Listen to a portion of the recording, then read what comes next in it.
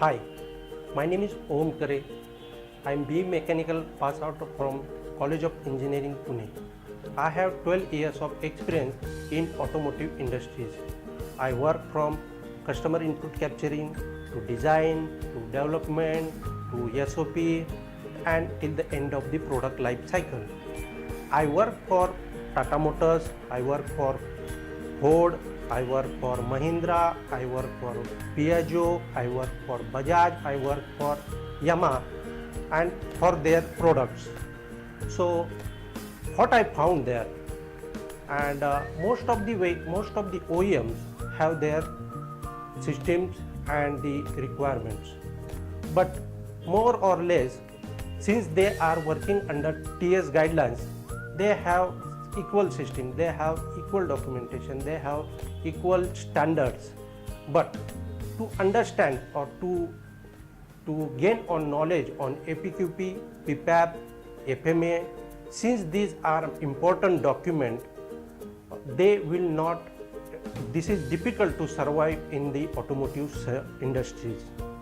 So what is this? Why they have important that customer will not entertain you or customer will not approve your product unless you don't have such a documentation or such a system, because FMEA is the one tool or is the process from which the customer starts their design, and it is the live document throughout the product life cycle, and unless until you don't have this document, they will not touch your design.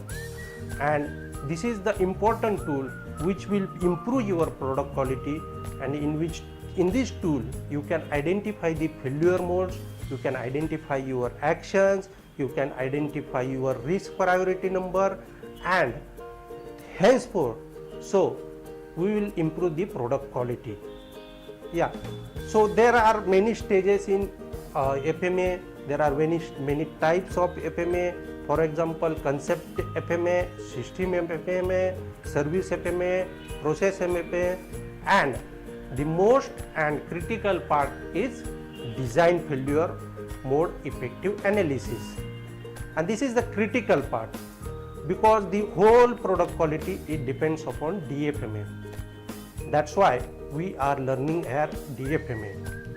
And since these are TS requirement, there is one more important document or the process is APQP and PPAP. So these are the main systems which are used throughout the global for their automotive product development and design.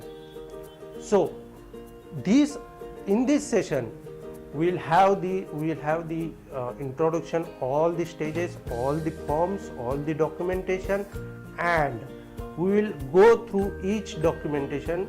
For example, we will go in depth for DFMA, we will have the control plan, we will have the process flow chart. So we will go through this document, and first and second and the last is we will have the two projects which we will consider during our training session, so that whatever you gained from the training or from the theory part, we will implement at the same time, so that at the same time you will understand where we are lagging and what is the importance of the document. So guys, have a learn and have a fun in automotive sector, and if you want to hire me, so log on to trainersdirectory.in. Thank you.